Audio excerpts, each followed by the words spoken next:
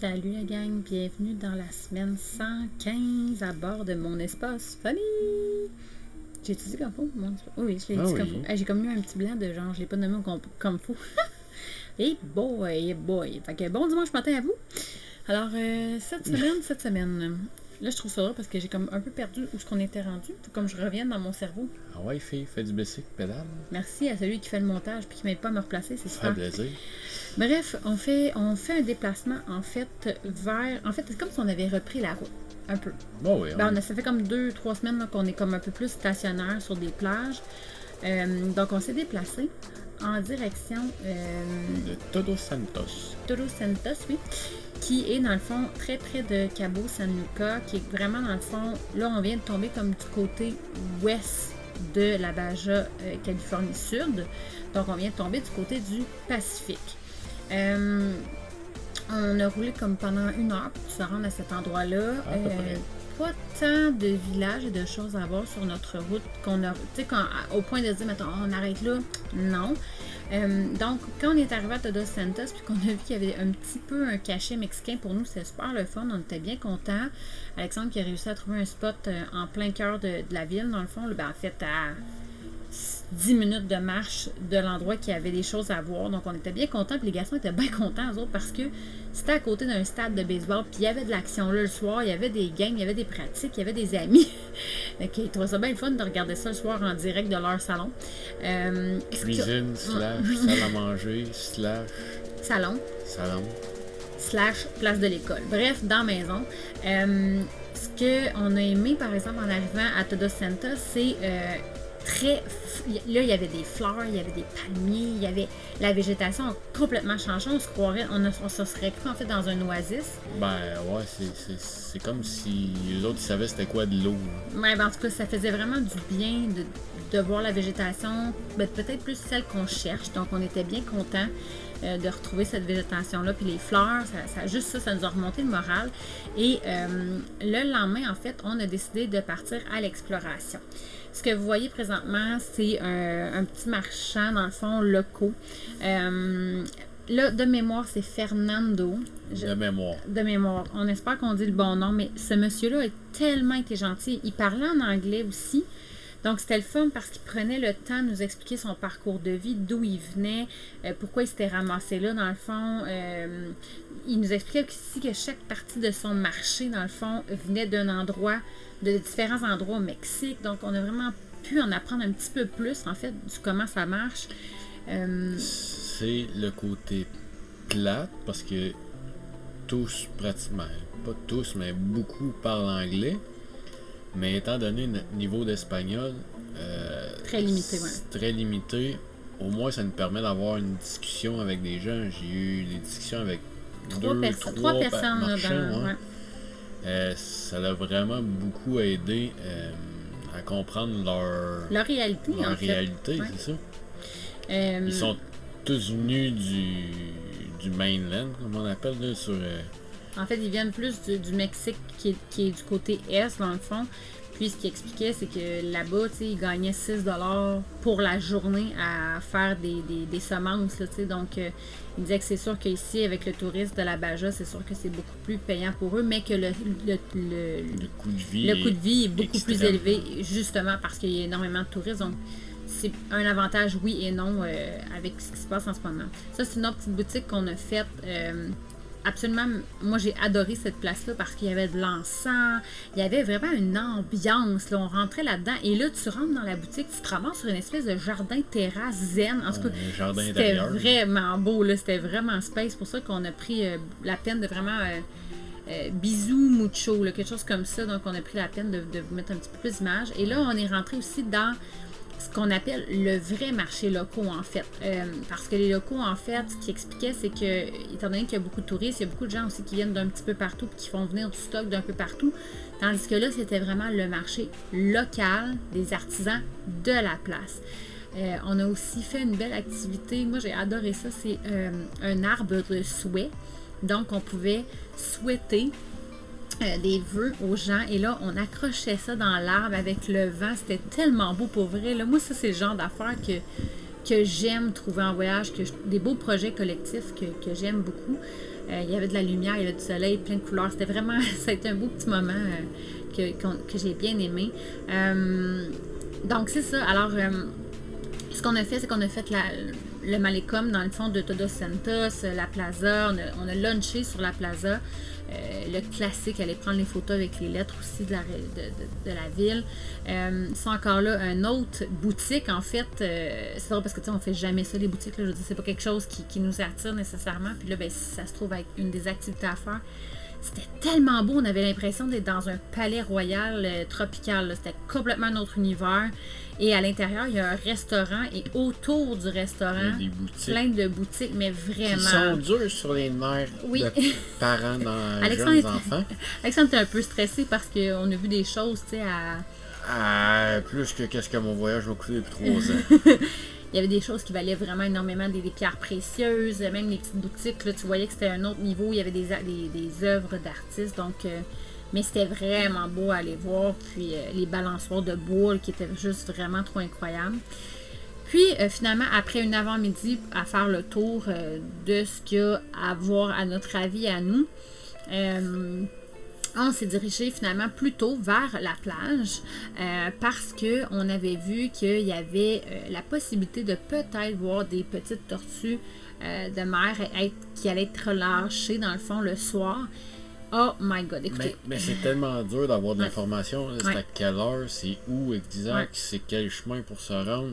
Juste... De ce qu'on a compris, c'est qu'il y a 2 endroits où on peut vivre cette expérience-là sur cette plage-là. Il y a comme 2 places où c'est possible. Une qui ne nous permet pas de leur toucher, l'autre qui nous permet de les avoir dans une noix de coco.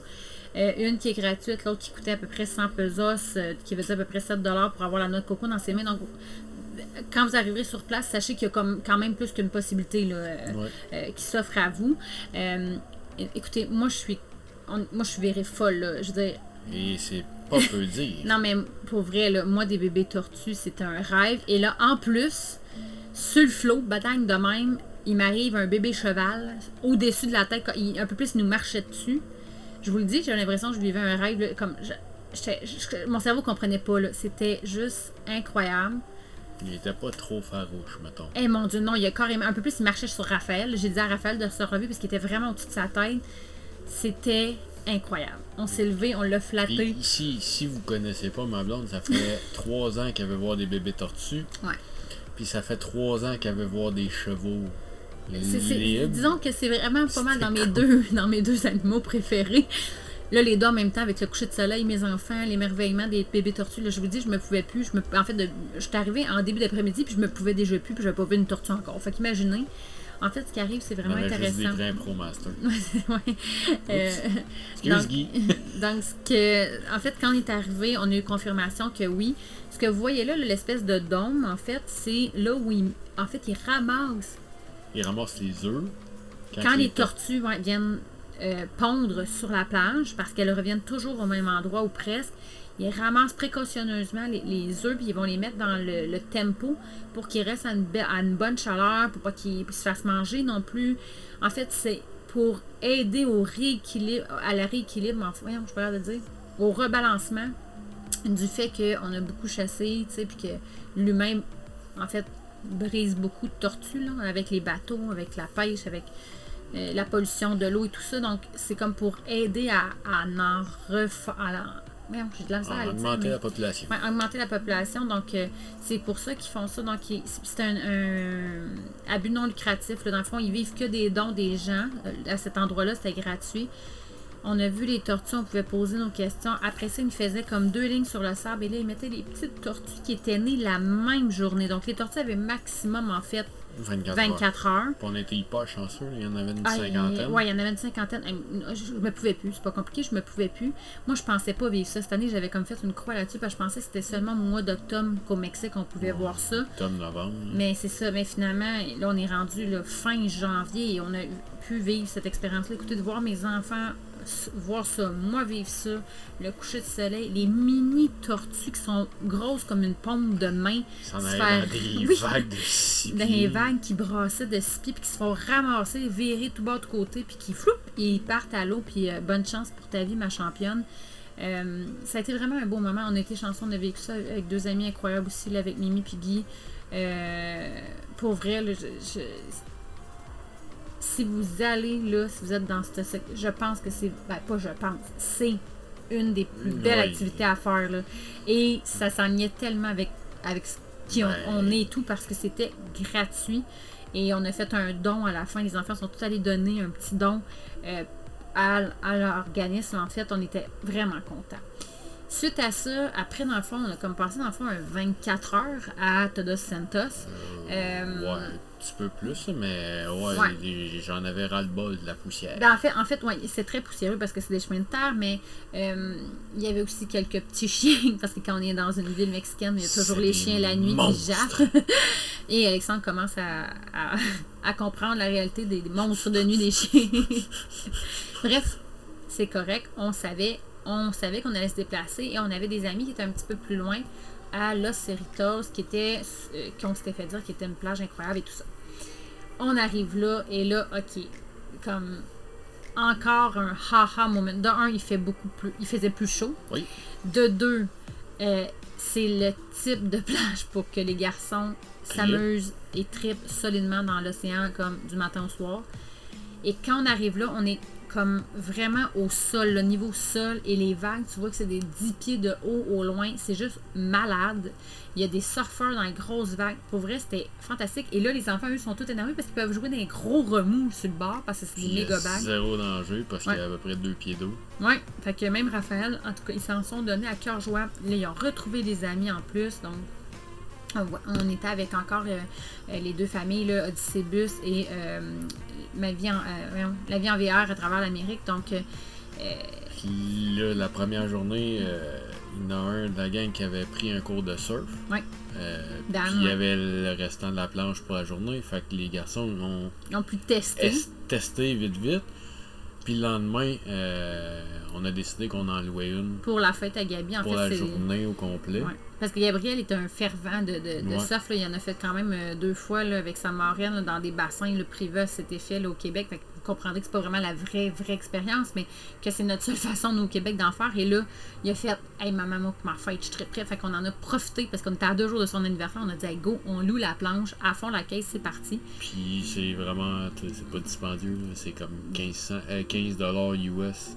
Ben, en fait, c'est revenu à une vingtaine de dollars canadiens pour louer. Fait que c'est 300 pesos qu'on a payé. Puis le gars, il était super smart. Oui. On a changé de planche 2 fois, mais on aurait pu changer vitam aeternam, mais c'était pas les grave. grandeurs, les planches pour juste sur le corps, tout ça.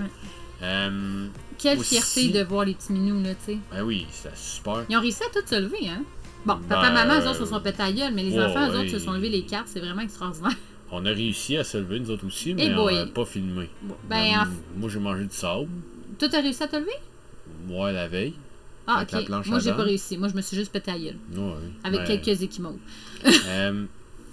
Qu'est-ce qui est arrivé aussi, là, vous avez vu, là, avant, là, il y avait une photo avec une ambulance à côté du bus. Quand on dit qu'on fait l'école à la maison, c'est au sens large. Il y a un gars qui a décidé... il n'a pas décidé, là, mais... le premier soir, il est passé à côté de l'autobus, puis il a fait un overdose direct à côté de mon autobus. En fait, il a fait un overdose, puis il a perdu pied en se cognant sur l'autobus.